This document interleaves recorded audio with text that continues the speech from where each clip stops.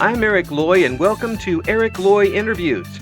On this podcast, we talk with folks from the VTuber community on their channels, their talents, their stories, where they come from, and their plans for the future. We welcome Ayurisu. Hi. Hi. Hey, thanks for coming on the show. I appreciate it. Please introduce yourself to everybody. All right, no problem. I'm Ayurisu. A lot of folks call me Ayu. Some folks call me Ayu. I'm perfectly fine with either, but don't literally call me either. I'm a 6-point NPC VTuber. Happen to be a sweet fish. Did some clickbait. Ended up on the internet. And that's how I ended up on the internet playing video games. Mostly cutesy, cozy games, a lot of Pokemon. And yeah, just generally having a good time. When did you get started with VTubing? I started almost 2 years ago. It was July 2023. There's a little funny story behind that as well. So it happened to be a big moment just with personal stuff. Mm-hmm. So I was moving house at the time, and I was expected to have moved by June. Mm-hmm. But for some reason, it just got delayed until like August. So I wanted the first stream to be on July 19th because that's my birthday. But obviously, because of the move and stuff, I ended up having to do it like in the interim in a hotel room. Oh my! Like yike! On my laptop. It wasn't the best circumstances, but we got somewhere. And now my stream anniversary is on my birthday, and that's all I really wanted.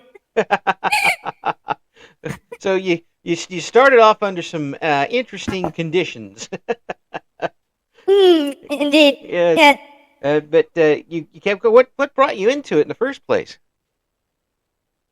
Oh, that's another interesting thing. So I hadn't really known about VTubing at all until like the November before.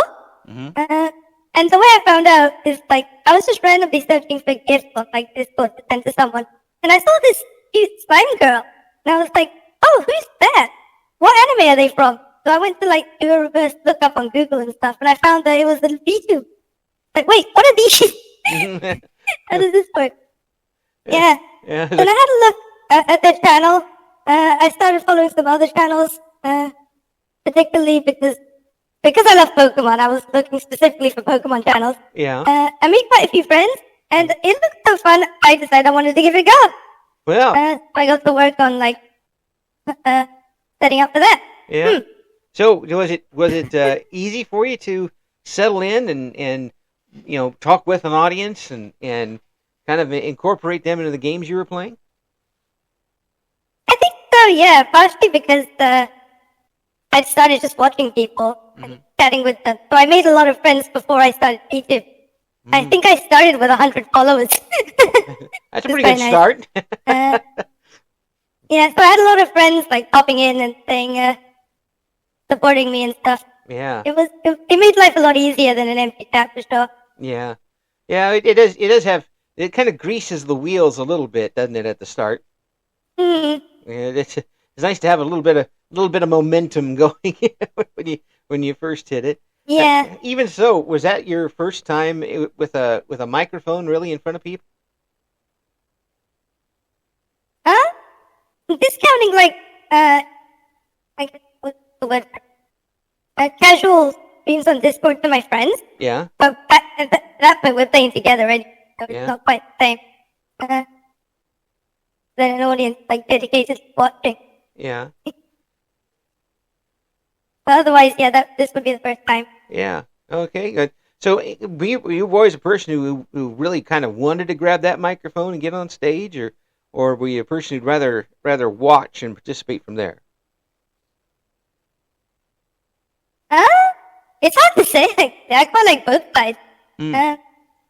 I guess it depends on how much energy I have at any given time. Like if I'm feeling up for it, I'll go for streaming. If not, I'll watch. It's something else, isn't it? When you realize that you're kind of the focus of attention, and people are coming for you. It's nice. It does give you kind of a wind beneath your wings, doesn't it? It does, it does. Yeah. I have like a few regulars, and it's always great to see them. Yeah, and you realize that they're kind of scheduling their schedules around when you're going to be on. It kind of gives you a little sense. Yeah, I actually have one. Yeah. Yeah, I actually have one follower who specifically waits for me to put my schedule out to sort out their schedule, so it's on the days that I'm not streaming. It's quite heartening to hear that, really. That's pretty cool. I mean, it's just, to realize kind of have that little extra bit when you're not feeling so great. And you're like, oh, wait a minute, somebody's waiting on me to do this. Yeah, I mean, my community is really nice. They don't mind if like I have to cancel or something, because that has happened sometimes. Like I've been feeling sick or just not up for it. Yeah. Well, yeah, it does happen. Everyone's been lovely about it. Well, wait till you get old. It happens a lot. I don't feel like doing nothing today. No, I'm kind of already there. Yeah, well, I bet you I got you by twice as much at this point. I'm an old man. The Pokemon. How long have you been into the Pokemon? Since the start, or what? Yeah, since the start, since Pokemon Red version. Oh wow! So you've is there a Pokemon that you haven't played yet?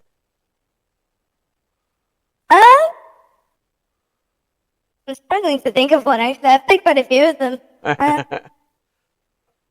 Like, there's probably spin-off series somewhere I haven't played. I haven't gone through all of, like, the Mystery Dungeon series. I think that'd be fun to stream, actually, so maybe I will. Yeah, that looked like a little bit different type of thing, and it still had the basics to it, but it was just had a little bit of extra layer on top of it, kind of separated from the other ones. Are you a original? Do you like the original Pokemon better, or do you like the ones that they added on later? I like the new ones a lot, actually. I love how creative they get with the design. I think, like, I know a lot of people don't, but I'm a big fan of the ones based on inanimate objects, like the ice cream Pokemon, the trash bags Pokemon. I think they're funny. The keys one? The keys one, yes. I enjoy the keys one. I think it's very silly. It's definitely silly. Reminds me of that South Park episode where they kind of make fun of Pokemon, and they have like 3 different types of animals, and the 4th one is shoe. I've not seen that. I haven't watched South Park in forever. That's like, I got shoe.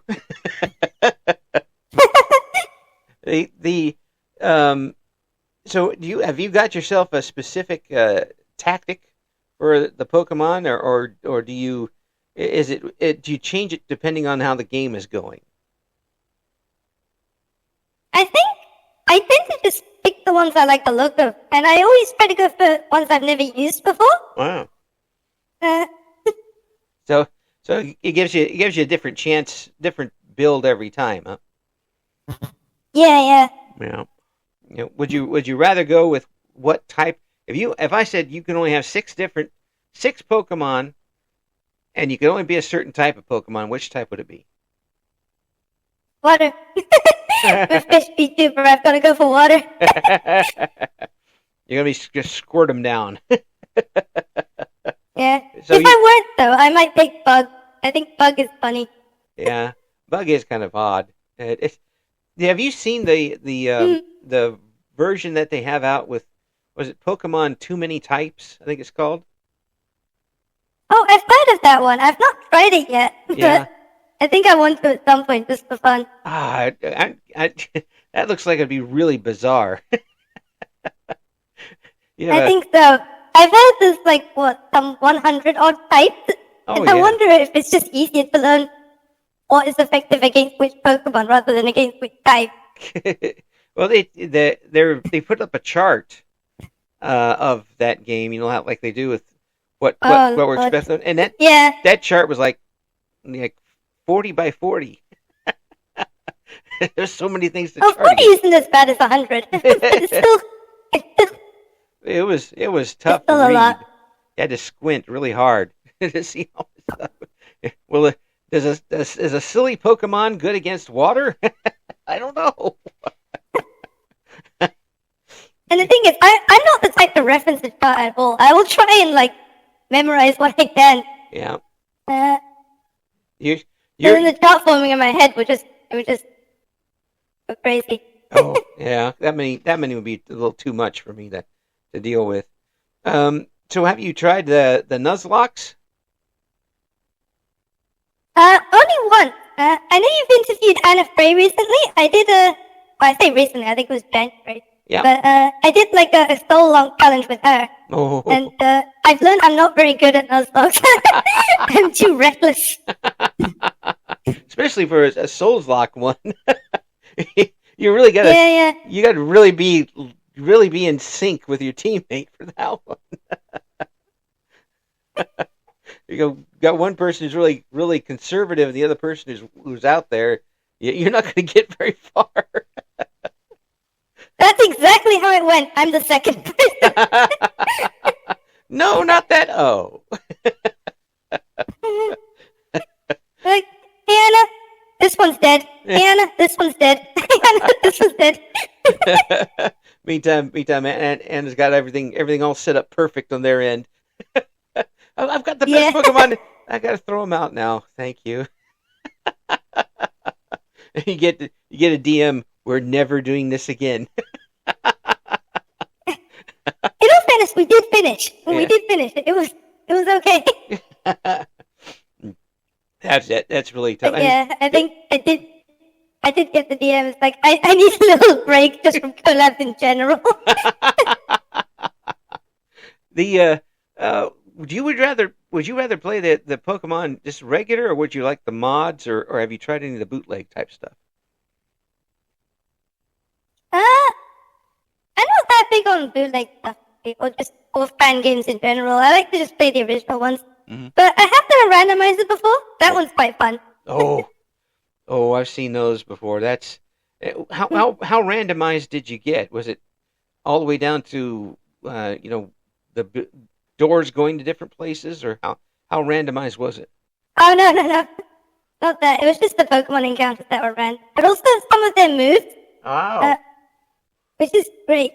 Because then, particularly enemies at the start would just throw Hyper Beam at me, and I'd be like, okay. How do I deal with it? First thing you get is an Arceus. the bug catcher's got a Mewtwo for no apparent reason. Just because, yeah. Yes. Well, I've seen some folks trying to do that with the randomizer of the doors going to different places. And yeah, I've seen that before. It's crazy. They write down everything. You have to. You absolutely have to. Otherwise, I've seen them do it where there's no way they can finish, because it's you got to do it. You still have to do it in a certain order, don't you? I mean, some of them are very strict as far as doing it in different. You have to do one thing to get to a different area to get to a different area, and if you skip ahead, you can't do anything there anyway. That sounds horrible. I couldn't. Especially if you played the game enough where you knew the actual map inside and out,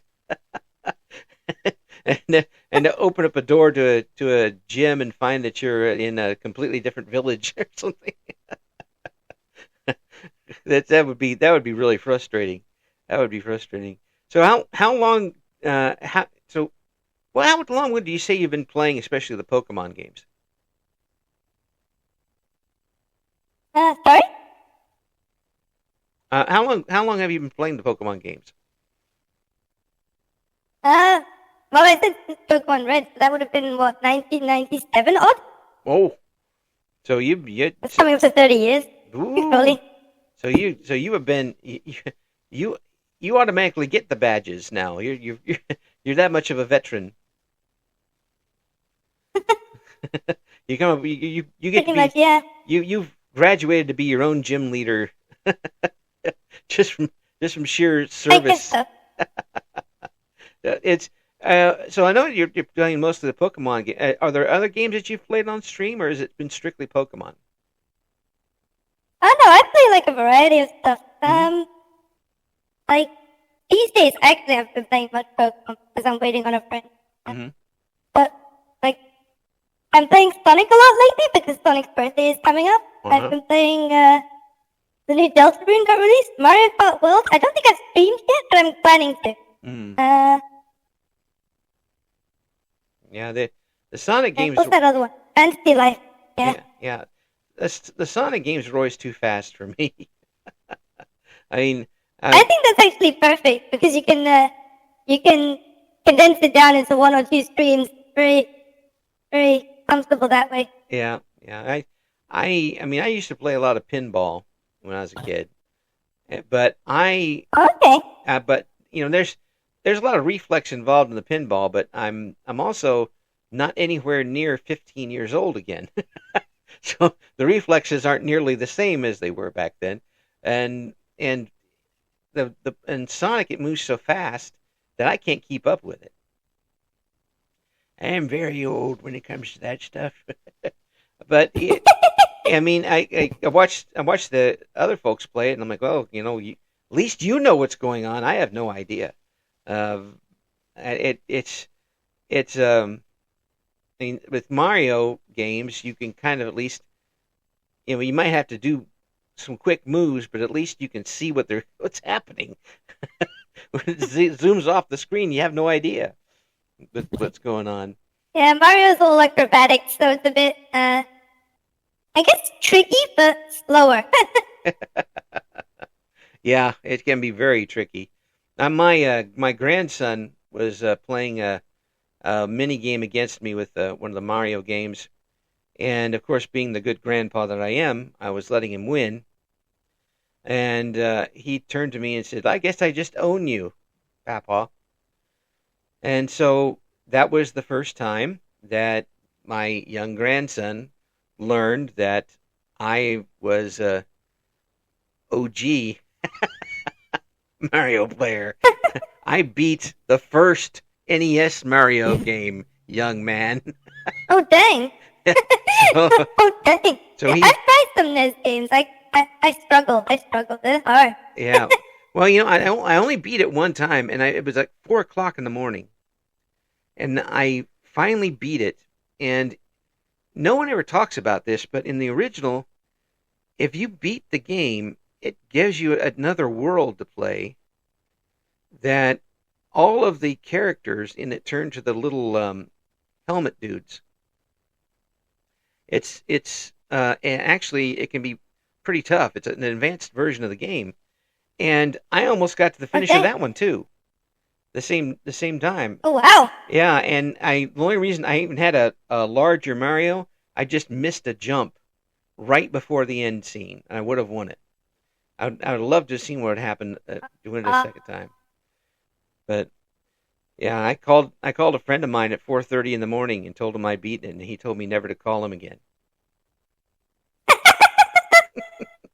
To be fair, that's exactly what I would have done if you called me at 4:30 in the morning. He was a farmer. He didn't really appreciate that. Oh, no. He said, "I don't care, man. I beat the game. I won." Never call me again. Well, You remind me. I had something similar with like the Genesis Sonic game. Yeah. So I wasn't quite staying up till 4. I was a kid. I wasn't allowed to. Yeah. I would leave the console on overnight, and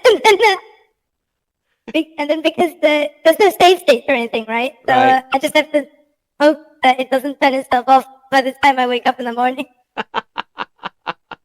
Oh, that was some. Those old consoles. You didn't have save games and stuff. You had to, if you were going through a longer game, you just literally had to sit there for an hour and a half and play all the way through it.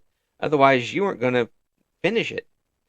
Unless it was on the NES, Yeah. it was basically Zelda was the only one you could save at right off the bat.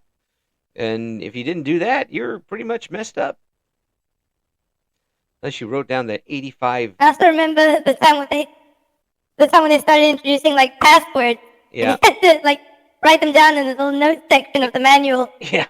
Yeah, like, oh, hey, here's a password. I'll write that down. And then people started selling their passwords to everybody, but getting the game genies. Now, that was fun. Oh yeah, right. That was fun.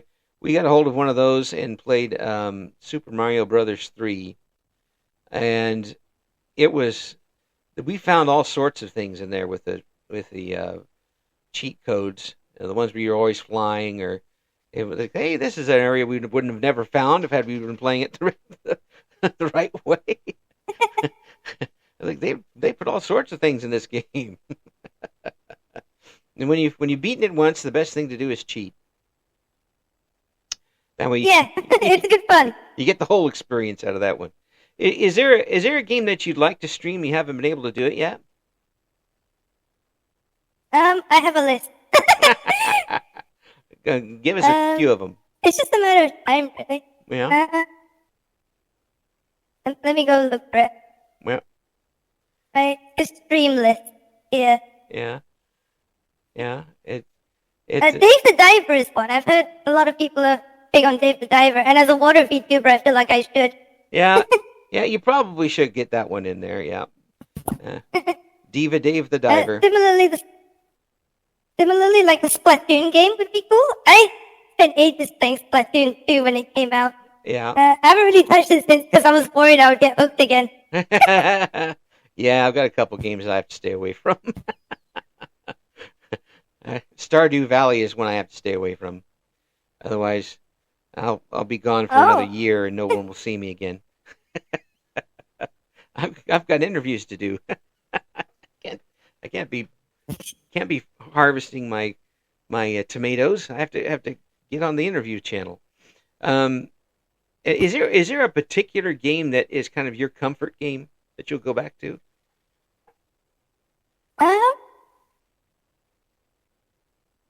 don't think my comfort game seems to shift around as well. Right now, it's a game called Wild Quest. It's like one of those roguelike card building games. Yeah. I'm kind of getting into those myself a little bit, I think. There is also Sunhaven I've been playing occasionally as well. It's a bit like Stardew, but with a bigger focus on the magic, I guess. Yeah. There's a couple of those out. And again, I'm afraid to get started in them because then I won't get anything done. I have literally 30 save files of Stardew Valley. Oh dang, that's a lot. I have 2. Yeah, I mean, I literally have used up most of this computer. I have in the living room with Stardew Valley saves, and they go all the way back to where you couldn't marry everybody in Stardew Valley. Oh wow! Yeah, so I don't even know if those files will even work anymore. But that is definitely a game. But there's a game now, kind of a roguelike slot game that every time there's a pause in the conversation, I bring out my phone and start playing, and that's Luck Be a Landlord. Oh, never heard of that. Yeah, it's basically you're playing a slot machine in order to get money to pay your rent. And that's the simple way there. But there's boosters and modifiers that you pick up along the way, and it's a random what shows up on the slot, what you can use in the slot. It's got luck in it, but it also has a lot of strategy involved, and it's different every time. Interesting. And if somebody has a short pause in the conversation when I have my phone, I'm going to play two spins of it. You got the game out again. It's like that. Yeah. It'll take me away for a good half hour a shot. It's very easy as far as that goes. Now, speaking of easy, was it easy for you when you got started to settle in with an audience? I guess in ways yes, in ways no. Like I found it quite comfortable chatting and stuff while I'm gaming. Yeah. But I can't really hold like chatting streams on their own. I have trouble like starting conversations and stuff. If there's nothing to go off. Yeah, it does make it kind of tough. If you don't know them, they don't know you, and if they don't kind of start off the conversation, then you don't have anywhere to jump off onto. Yeah. It makes but it. in a way, that's fine too, because I'm also like I've been told I'm very much a great streams have in the background. Yeah. So I'm okay with not really chatting so much. I'll narrate, like, if I'm playing a game, obviously. I'll narrate. And I think that's all people really want from me. Yeah. Well, I mean, that's you give the people what they want. That's for sure. and they keep coming back. But when you start to get your foundation of a chat together, and more people are coming back and back and back, and they get to know you more, and you kind of get to know them more. That kind of synergy really works well, don't you think? Yeah, definitely. Yeah, it's sometimes it's not easy to do, but once you do have that down, it's pretty precious to deal with. So what have you got planned? Have you got any big plans coming up for the channel? I guess in short term, yes. So I've got like charity stuff going on. Starting this Wednesday, actually. We're raising money for children in hospitals. Oh, excellent! Thank you for that. Mm. Yeah, that's good. And then my birthday is coming up as well, July 19th. So I've got plans for that. Mostly like some big party streams that I'm still going to invite people for. Yeah. Is it? Are you going to have special guests, or are you going to be the person of ceremonies all the way through yourself? I don't know. I think I'm just going to host party games and people can pop in and out. Yeah. Get everybody involved in it. Yeah. For sure. Are there any other types of streams you'd like to do? Any type of building streams or art streams or anything along those lines? But I've tried a few of those already. Like, not so much building. I've tried art streams, and I've found that I actually don't get a lot done when I stream my art. I prefer to just do it offline. I've tried website building streams because my IRL job, I'm a programmer. But similar sort of issue. I tend not to get a lot done. So when you're doing one of those streams, do you get kind of backseat driven by some of the comments? Actually, not at all. Most of my viewers have no idea what I'm doing, but they like to see the process. Yeah.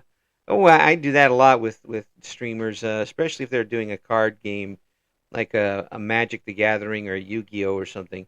I have no idea what the rules are. I don't know whether, but it's interesting for me to see the strategy anyway. I want to see how they do this. It's that I guess they call them working streams now, or that sort of thing, where you're doing a job, but they're kind of watching along with you. I guess yeah. That's exactly what the website ones were like. But they might not know what I'm doing, but they know when I'm succeeding and when I'm failing, and I think that's good enough.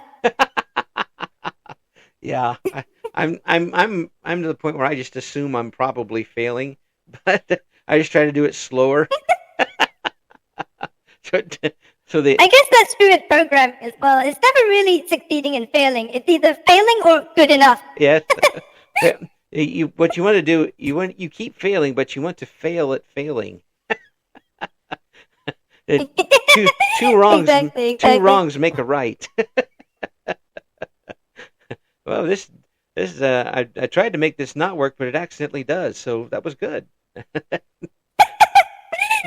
like that. It's like that. It's really like that. Oh boy, I really wish I would have kept up with a lot of the programming, because I learned back in the 80s on an old Apple II.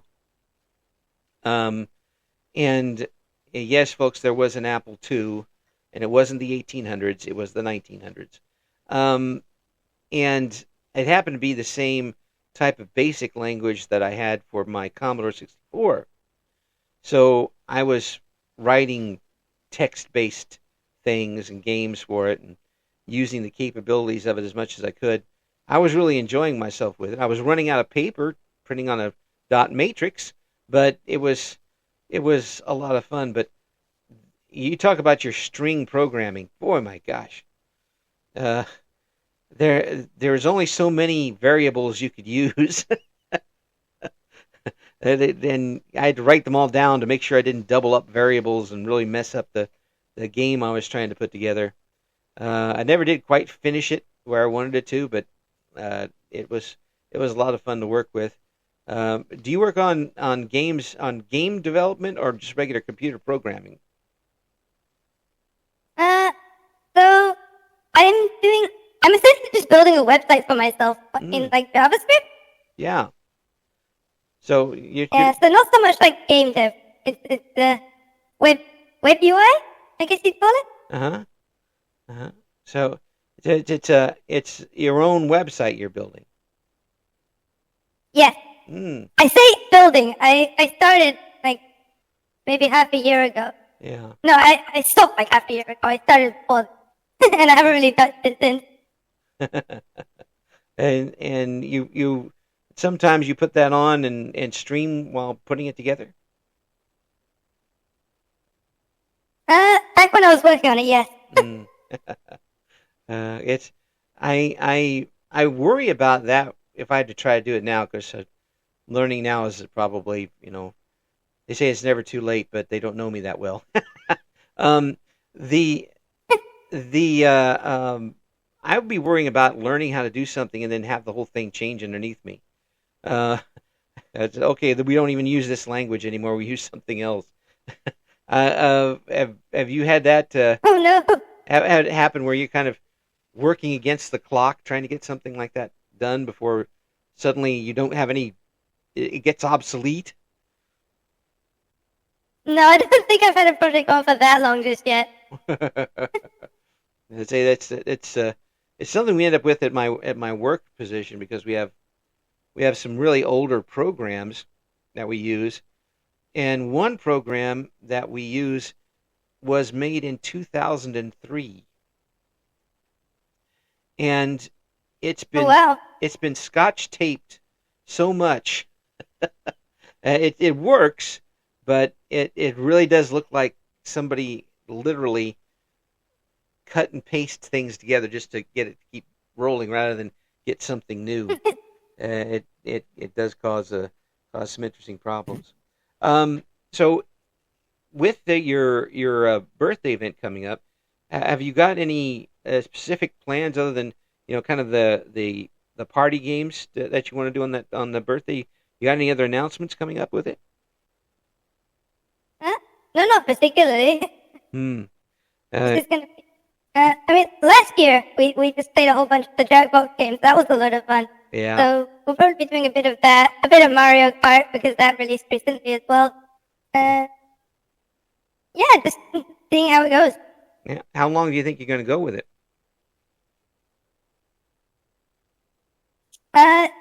You mean the particular birthday? Yeah. Event? How long are you going to stream, you think, on that day? Oh, on that day? Yeah. It'll probably be 2 4-hour streams with a dinner break in the middle. That's what I did last time. Ah, okay. Oh, I tell you, when I was doing the radio, that would have broken me, that long a shift on the air. Even if it was broke up by a couple hours in the middle, because by the time you're done, you're dragging. And your voice sounds like this. You're doing a talk show. I get that. It's fortunate it's a Saturday this year, so I can rest up the next day. It will be fine. Oh, yeah. Well, you get that anyway, as far as that goes. If there was, looking back on where you started to where you are today, are you satisfied with where your channel is right now and your progress? Are you further along than you thought you'd be right now? Actually, I think I'm probably around where I did think I'd be. I'm doing a lot more like charity stuff than I imagined. Like, I've actually looked it up. In total, I've raised almost $640 for various charities, and honestly, that's amazing. I was just aiming for more than zero. Well, now you're infinitely more than zero. Yeah. Yeah, but that's great that you're able to do something you enjoy and help other people at the same time. Yeah, that's like one of the biggest passions I have about YouTube, is being able to sit here and play video games and help the world, Yeah, that's a pretty good deal. It comes down to it. You get to enjoy yourself and and other people get to contribute. And something that I don't know that gets played up enough in the VTuber scene for people who don't know what's going on with it is that at any particular moment there's going to be a charity stream going on somewhere. Somebody is raising money for a cause, and someone is contributing. And your potential audience, you can have somebody contribute. If you're sitting in the middle of the United States, you could have somebody contribute from Australia. Your potential, yeah. The potential people is raised from the people you go door to door on your block to the people that picks up a computer on the other side of the world. Yeah, indeed. And like, even if I know a lot of my viewers don't even have the ability to watch me live because I made friends in like Asia, and the time I stream is usually like in the middle of the night for them. So I think they watch like VOD and they can still do the donations and stuff there, and I get those sometimes. Oh, that's knowing that somebody's coming in later to watch your stuff and still contribute to it, and means that you've made an impact on somebody's life that maybe you may not even be awake for. Yeah. That's really an odd thing to think about. It's like they're not just scheduling around you; they're waiting for you to be done and edit something and put it up. And they're still being a part of it. It really does add that little extra bit of meaning to you, doesn't it? Yeah, absolutely. Yeah. So, how often do you expect to do type of charity streams, or how often have you done it? I tend to do like maybe 2 or 3 events a year. Most of it because I don't have the energy to do more than that. I have a friend who charity streams all year round, and I honestly wonder how he does it. Wow, that's a lot of energy and a lot of work. Yeah. And a lot of accountability, because you can't just do it. I mean, you have to make sure that everything goes in the right place afterwards. I tried to do a charity event one time from the radio station I was working at, and putting that together was a nightmare. I mean, it ended up pretty good for the folks who were the charities for, but boy, that's a lot of work. And I can't imagine trying to coordinate with people who are around the world and trying to put this thing together. I mean, luckily for streaming, there's like services for that. I use a place called Filterfy. A lot of events that I participate in also use it. So we just leave the admin to them, I guess. So, for your channel in general, do you have any expansion ideas? Some long-form programming, recorded segments, or anything like that? I'm not really thinking about doing programs. I have a lot of ideas. So many ideas, in fact, that I do like a weekly stream inspiration thing on the Blue Sky. Just because I have more ideas than I have time to do. So I hope maybe someone else will pick them up and maybe get inspired and do them. Yeah. Yeah, I understand that. Except a lot of my ideas nobody wants. My mind is a terrible thing when it comes to those. This is a bad idea. I'm going to get to somebody else. Yeah, but I guess the ideas that I put out are the most sort of short-term thing. Yeah. Like the one I did last week was like maybe a tour guide stream where I go into like a video game world and I just show my viewers around it. Yeah, kind of a tour like guide. Final Fantasy, for example. Like I finished that game. I just go around all the towns and show people like all the landmarks and stuff. Yeah. Like a tour guide. Yeah. I think that would be fun. That is a good idea. I like that a lot, especially some of these games that have the open worlds. You can show them around to places that maybe they don't even know existed or are not that easy to get to. That would be a lot of fun.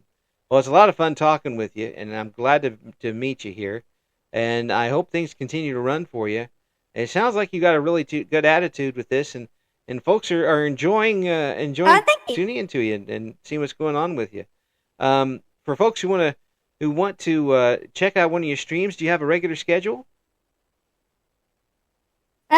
Regular enough, I guess. I stream mostly Monday, Wednesday, Friday, Saturday. Yeah. And what about what Yeah. times usually? What about what times usually? Sorry? But what times do you usually stream? So on a weekday it would be in the evening. Uh-huh. So I'm from the UK. So Yeah. that's like GMT plus 1, 8 Yeah. p.m. Yeah. And So- then on weekends I do it earlier, after 1 p.m. Yeah. GMT plus 1. Yes, that would be in the U.S. It would be about mid-morning, both those days. Yeah. So check that out, and we'll have the links to Ayurisu stuff, and I really do appreciate you coming on. I hope you keep us updated. Yeah, this was nice. And especially keep us updated on the charity stuff you got going on. That's really good. And again, I thank you for doing that. And thank you so much. Yeah, absolutely. Thank you so much for being on the show. Yeah, thank you for having me. Thank you for listening to Eric Loy Interviews. Join us again next time when we talk to another member of the always interesting VTuber community.